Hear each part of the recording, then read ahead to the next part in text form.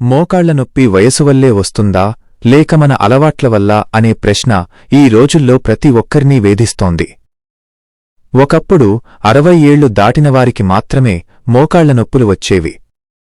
కాని ఇప్పుడు 30 ఏళ్లకే మెట్లు ఎక్కాలంటే భయపడే పరిస్థితి ఎందుకొచ్చింది? దీనికి సమాధానం కేవలం వయసులో లేదు, మన జీవనశైలిలో జరిగిన మార్పుల్లో ఉంది.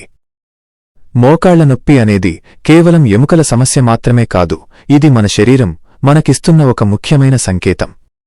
అసలు ఈ నొప్పి ఎందుకు వస్తుంది, ఆయుర్వేదం దీని గురించి ఏం చెబుతుంది, ఆధునిక సైన్స్ ఏం వివరిస్తుంది అనే విషయాలను మనం చాలా లోతుగా మరియు శాస్త్రీయంగా అర్థం చేసుకోవాలి. మన శరీరం ఒక అద్భుతమైన యంత్రం లాంటిది. అందులో మోకాలు అనేది శరీరం మొత్తంలో అత్యంత క్లిష్టమైన మరియు ఎక్కువ బరువును మోసే కీలు. మనం నడిచినా, పరిగెత్తినా, కూర్చున్నా, నిల్చున్నా మన శరీర బరువు మొత్తాన్ని మోస్తూ మనల్ని ముందుకు నడిపించేది మోకాళ్లే. అంతటి కీలకమైన భాగం దెబ్బతింటోంది అంటే దానికి కారణం ఒక్క రోజులో జరిగిన ప్రమాదం కాదు. సంవత్సరాల తరబడి మనం చేస్తున్న చిన్న చిన్న పొరపాట్ల వల్ల జరిగే పరిణామమని గుర్తుంచుకోవాలి. సాధారణంగా మోకాళ్ల నొప్పి అనగానే మనకు గుర్తొచ్చేది ఎముకలు అరిగిపోవడం. కాని అసలు ఈ అరిగిపోవడమంటే ఏమిటి? సైన్స్ ప్రకారం మన మోకాలి కీలులో 2 ప్రధాన ఎముకలుంటాయి. పైనుండి వచ్చే తొడ ఎముక మరియు కింద ఉండే కాలి ఎముక. ఈ రెండూ నేరుగా ఒకదానికొకటి తాకవు. వాటి మధ్యలో కార్టిలేజ్ అనే మెత్తటి పదార్థం ఉంటుంది. ఇది ఒక రబ్బర్ కుషన్లాగా పనిచేస్తుంది. మనం నడిచినప్పుడు ఎముకల మధ్య రాపిడి జరగకుండా షాక్ అబ్జార్బర్లాగా ఈ కార్టిలేజ్ కాపాడుతుంది. అంతేకాకుండా ఈ ఎముకల మధ్య సైనోవియల్ ఫ్లూయిడ్ అనే ఒక ద్రవం ఉంటుంది. దీనిని మనం వాడుక భాషలో జిగురు లేదా గ్రీజు అని పిలుస్తాం. యంత్రాలలోని స్పేర్ పార్ట్స్ స్మూత్గా కదలడానికి ఆయిల్ ఎలా అవసరమో మన మోకాలు సాఫీగా కదలడానికి ఈ ద్రవం అంత అవసరం. ఎప్పుడైతే ఈ కార్టిలేజ్ దెబ్బతింటుందో లేదా ఆ ద్రవం తగ్గిపోతుందో అప్పుడు ఎముకల మధ్య రాపిడి మొదలవుతుంది. ఆ రాపిడి వల్ల లోపల వాపు వస్తుంది. ఆ వాపే నొప్పిగా మారుతుంది. అయితే ఇక్కడ మనం గమనించాల్సిన విషయమేంటంటే ఇది కేవలం వృద్ధాప్యం వల్ల మాత్రమే జరగడం లేదు. మనం కూర్చునే విధానం, నడిచే విధానం, తినే ఆహారమన్నీ దీనిపై ప్రభావం చూపిస్తాయి. ఆయుర్వేదం ఈ విషయాన్ని మరొక కోణంలో చాలా అద్భుతంగా వివరిస్తుంది. ఆయుర్వేదంలో నొప్పి అనేది ఎప్పుడూ వాతం అంటే గాలి మూలకం యొక్క అసమతుల్యత వల్ల వస్తుందని చెబుతారు. మన శరీరంలో వాతదోషం పెరిగినప్పుడు అది పొడిబారే గుణాన్ని లేదా డ్రైనెస్ను తీసుకువస్తుంది. ఒక పచ్చిగా ఉన్న చెట్టు కొమ్మను మనం ఎలా కావాలంటే అలా వంచగలం. అది విరగదు, కాని ఎండిపోయిన పుల్లని వంచడానికి ప్రయత్నిస్తే అది టక్కున విరిగిపోతుంది. మన శరీరంలోని కీళ్లు కూడా అంతే. ఎప్పుడైతే శరీరంలో స్నిగ్ధత్వం అంటే ఆయిల్ స్వభావం లేదా తేమ తగ్గిపోతుందో అప్పుడు కీళ్లలో ఉండే మృదుత్వం పోయి అవి గట్టిపడతాయి. దీనివల్లే కదిలించినప్పుడు శబ్దాలు రావడం లేదా నొప్పి రావడం జరుగుతుంది.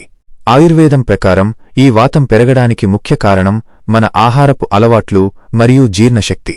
మనం తీసుకున్న ఆహారం సరిగ్గా జీర్ణం కాకపోతే శరీరంలో ఆమా అనే విషపదార్థం తయారవుతుంది. ఈ ఆమా అనేది రక్త ప్రవాహం ద్వారా ప్రయాణించి ఎక్కడైతే ఖాళీ ప్రదేశం ఉంటుందో అక్కడ పేరుకుపోతుంది. కీళ్లనేవి ఖాళీ ప్రదేశాలు ఉన్న ప్రాంతాలు కాబట్టి ఈ విషపదార్థాలు అక్కడ చేరి వాతాన్ని అడ్డుకుంటాయి. అప్పుడు అక్కడ రక్త ప్రసరణ తగ్గిపోయి నొప్పి మొదలవుతుంది. అంటే మోకాళ్ల నొప్పికి మూల కారణం కేవలం మోకాలు మాత్రమే కాదు, మన పొట్టలో జరిగే జీర్ణక్రియ కూడా ఒక కారణమే అని ఆయుర్వేదం స్పష్టం చేస్తోంది. ఆధునిక కాలంలో యువతలో మోకాళ్ల నొప్పులు పెరగడానికి ప్రధాన కారణం సెడెంటరీ లైఫ్ స్టైల్ అంటే శారీరక శ్రమ లేని జీవన విధానం. మనం గంటల తరబడి కుర్చీల్లో కదలకుండా కూర్చుంటున్నాం. ఇలా కూర్చున్నప్పుడు మన మోకాళ్లపై మరియు చుట్టూ ఉన్న కండరాలు బలహీనపడతాయి. సైన్స్ ప్రకారం మోకాలి చిప్పను స్థానంలో ఉంచడానికి మరియు కీలుమీద భారం పడకుండా చూసుకోవడానికి తొడ కండరాలు మరియు పిక్క కండరాలు బలంగా ఉండాలి. ఈ కండరాలు ఎంత బలంగా ఉంటే మోకాలి ఎముకల మీద అంత తక్కువ భారం పడుతుంది. మనం నడక మానేసి గంటల తరబడి ఆఫీసులోనో ఇంట్లోనో కూర్చుని ఉండటం వల్ల ఈ కండరాలు తమ శక్తిని కోల్పోతున్నాయి. కండరాలకు బలం లేనప్పుడు మనం నిల్చున్నప్పుడు పడే బరువు మొత్తం నేరుగా ఎముకల మీద మరియు ఆ సున్నితమైన కార్టిలేజ్ మీద పడుతుంది. అంటే మన కండరాలు చేయాల్సిన పనిని ఎముకలు చేయాల్సి వస్తోంది. దీనివల్ల చిన్న వయసులోనే అరుగుదల మొదలవుతుంది. అలాగే మనం వేసుకునే చెప్పులు కూడా చాలా ముఖ్యం. సరైన సోల్ లేని చెప్పులు వేసుకోవడం లేదా హై హీల్స్ వాడటం వల్ల పాదం నేలమీద పడే విధానం మారుతుంది. పాదం సరైన స్థితిలో లేకపోతే ఆ ప్రభావం నేరుగా మోకాలి మీద పడుతుంది. ఇది ఒక గొలుసు చర్యలాంటిది. పాదం నుండి మోకాలు నుండి తుంటి ఎముక వరకు అన్నీ ఒకే లైన్లో బ్యాలెన్స్ అవ్వాలి. ఆ బ్యాలెన్స్ తప్పినప్పుడు నొప్పి వస్తుంది. ఇంకొక ముఖ్యమైన విషయం శరీర బరువు. సైన్స్ ప్రకారం మనం నిల్చున్నప్పుడు మన శరీర బరువు మోకాళ్లపై పడుతుంది. కాని మనం మెట్లు ఎక్కుతున్నప్పుడు లేదా వాలుగా ఉన్న ప్రదేశంలో నడుస్తున్నప్పుడు ఆ బరువు 3 నుండి 4 రెట్లు ఎక్కువగా మోకాళ్లపై ప్రభావం చూపుతుంది. ఉదాహరణకు మీ బరువు ఉండాల్సిన దానికంటే ఒక 5 కిలోలు ఎక్కువ ఉంటే అది నడిచేటప్పుడు మోకాళ్లపై 15 నుండి 20 కిలోల అదనపు ఒత్తిడిని కలిగిస్తుంది. ఈ అదనపు ఒత్తిడి నిరంతరం కొనసాగితే లోపల ఉండే కుషన్ త్వరగా అరిగిపోతుంది. అందుకే బరువు తగ్గడమనేది కేవలం అందం కోసం కాదు, మోకాళ్ల ఆరోగ్యం కోసం అత్యవసరం. అయితే ఇక్కడ చాలామంది చేసే ఒక పెద్ద తప్పు ఏంటంటే నొప్పి రాగానే పూర్తిగా కదలికలాపేయడం. నాకు మోకాళ్ల నొప్పి ఉంది కదా, నేను నడవకూడదు, రెస్ట్ తీసుకోవాలి అని అనుకుంటారు. కాని ఇది పూర్తిగా తప్పు. కీళ్లు ఆరోగ్యంగా ఉండాలంటే కదలిక చాలా ముఖ్యం. కీలు లోపల ఉండే ఆయిల్ లేదా సైనోవియల్ ఫ్లూయిడ్ అనేది మనం కదిలినప్పుడు మాత్రమే ఉత్పత్తి అవుతుంది మరియు కీలు అంతటా విస్తరిస్తుంది. ఒక సైకిల్ చైన్ను వాడకుండా పక్కన పెడితే అది ఎలా తుప్పుపట్టి బిగుసుకుపోతుందో మన మోకాలు కూడా కదలిక లేకపోతే అలాగే బిగుసుకుపోతుంది. నొప్పి ఉన్నప్పుడు విశ్రాంతి అవసరమే, కాని అది పూర్తి విశ్రాంతి కాదు. మోకాలికి భారం కాకుండా చిన్న చిన్న వ్యాయామాలు చేయడం ద్వారా కీలుకు రక్త ప్రసరణ పెంచాలి. రక్త ప్రసరణ పెరిగితేనే అక్కడ ఉన్న వాపు తగ్గుతుంది మరియు దెబ్బతిన్న కణజాలం రిపేర్ అవుతుంది. ఆయుర్వేదం కూడా ఇదే విషయాన్ని చెబుతుంది. అతిగా వ్యాయామం చేయడం ఎంత ప్రమాదమో అసలు వ్యాయామం చేయకపోవడం కూడా అంతే ప్రమాదం. శరీరాన్ని వాడుకోవాలి, కాని హింసించకూడదు. అలాగే మనం కూర్చునే భంగిమలు కూడా ముఖ్యం. పాతకాలంలో ప్రజలు నేలమీద కూర్చునేవారు, బాసిపీట వేసుకునేవారు. దీనివల్ల మోకాలి కీళ్లు పూర్తిగా మడతపడి వాటి ఫ్లెక్సిబిలిటీ లేదా సాగే గుణం ఉండేది. ఇప్పుడు మనమంతా కుర్చీలకు పరిమితమయ్యాం. మోకాలు ఎప్పుడూ 90 డిగ్రీలలోనే ఉంటోంది తప్ప పూర్తిగా మడవడం లేదు. దీనివల్ల కీలు బిగుసుకుపోతోంది. అప్పుడప్పుడు నేలమీద కూర్చోవడం లేదా మోకాళ్లను కదిలించే వ్యాయామాలు చేయడం చాలా అవసరం. అలాగే ఆహారంలో కూడా మార్పులు చేసుకోవాలి. వాతాన్ని పెంచే పొడి ఆహారాలు, చల్లటి పదార్థాలు, ఫ్రిడ్జ్ వాటర్ వంటివి తగ్గించి గోరువెచ్చని ఆహారం, నెయ్యి లేదా నూనె వంటి స్నిగ్ధ పదార్థాలను మితంగా తీసుకోవడం వల్ల కీళ్లకు లోపలి నుండి లూబ్రికేషన్ దొరుకుతుంది. నీళ్లు సరిగ్గా తాగకపోవడం కూడా కీళ్ల నొప్పులకు ఒక కారణం. డీహైడ్రేషన్ వల్ల కీళ్లల్లో ఉండే ద్రవం తగ్గిపోతుంది. మన శరీరంలో ప్రతి కణం నీటితోనే పనిచేస్తుంది. కీళ్ల మధ్య ఉండే కుషన్లో ఎక్కువ భాగం నీరే ఉంటుంది. మనం నీరు తక్కువ తాగితే ఆ కుషన్ ఎండిపోయి తన పనితీరును కోల్పోతుంది. చాలామంది నొప్పి రాగానే పెయిన్ కిల్లర్స్ వేసుకుంటారు. పెయిన్ కిల్లర్ అనేది మెదడుకు నొప్పి తెలియకుండా చేస్తుందే తప్ప లోపల జరుగుతున్న డ్యామేజ్ను ఆపదు. నొప్పి తగ్గినట్లు అనిపించగానే మనం మళ్లీ యథావిధిగా పనులు చేసుకుంటూ పోతాం. దానివల్ల మోకాలింకా ఎక్కువ దెబ్బతింటుంది. నొప్పి అనేది ఒక శత్రువు కాదు, అది ఒక మిత్రుడు. మీ శరీరంలో ఏదో తప్పు జరుగుతోంది, సరిచేసుకోండి అని చెప్పే ఒక అలారం లాంటిది ఆ నొప్పి. ఆ అలారం ఆపేస్తే సమస్య తీరిపోదు కదా. అందుకే నొప్పి వచ్చినప్పుడు దాని మూలాన్ని వెతకాలి. నేను సరిగ్గా కూర్చుంటున్నానా? నా బరువు పెరిగిందా? నా ఆహారంలో పోషకాలు ఉన్నాయా? నేను నీళ్లు తాగుతున్నానా అని మిమ్మల్ని మీరు ప్రశ్నించుకోవాలి. ఇన్ఫ్లమేషన్ లేదా వాపు అనేది శరీరం తనను తాను బాగుచేసుకోవడానికి చేసే ప్రయత్నం. కాని మనం మన అలవాట్ల ద్వారా ఆ వాపును తగ్గనివ్వకుండా ఇంకా పెంచుతున్నాం. చక్కెరలు, ప్రాసెస్డ్ ఫుడ్స్, మైదా వంటివి శరీరంలో ఇన్ఫ్లమేషన్ను పెంచుతాయి.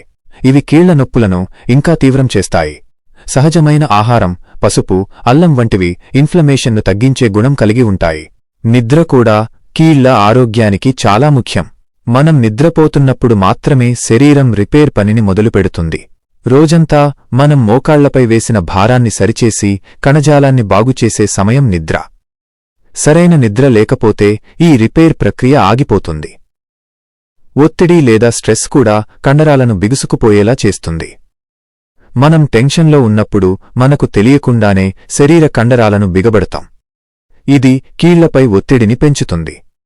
కాబట్టి మానసిక ప్రశాంతత కూడా శారీరక ఆరోగ్యానికి అవసరం. ఇప్పుడు చెప్పిన విషయాలన్నీ గమనిస్తే మోకాళ్ల నొప్పి అనేది ఒకే ఒక కారణం వల్ల రాదు అని అర్థమవుతుంది. ఇది మన జీవనశైలి, ఆహారం, శారీరక శ్రమ మరియు మానసిక స్థితి కలయిక. సైన్స్ చెబుతున్న మెకానిక్స్ మరియు ఆయుర్వేదం చెబుతున్న జీవశక్తి సూత్రాలు రెండూ ఒకటే విషయాన్ని వేర్వేరు భాషల్లో చెబుతున్నాయి. అదేంటంటే సమతుల్యత. కదలికకు విశ్రాంతికి మధ్య సమతుల్యత. పోషకాలకు రుచికి మధ్య సమతుల్యత. మన మోకాళ్లు జీవితాంతం మనల్ని మోయాలి.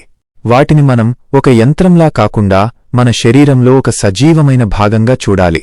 చిన్న చిన్న మార్పులు చేసుకోవడం ద్వారా, అంటే రోజుకు కొంతసేపు నడవడం, కండరాలను బలపరిచే వ్యాయామాలు చేయడం, సరైన పోషకాహారం తీసుకోవడం మరియు బరువును అదుపులో ఉంచుకోవడం ద్వారా మనం ఈ సమస్యను చాలా వరకు నివారించవచ్చు.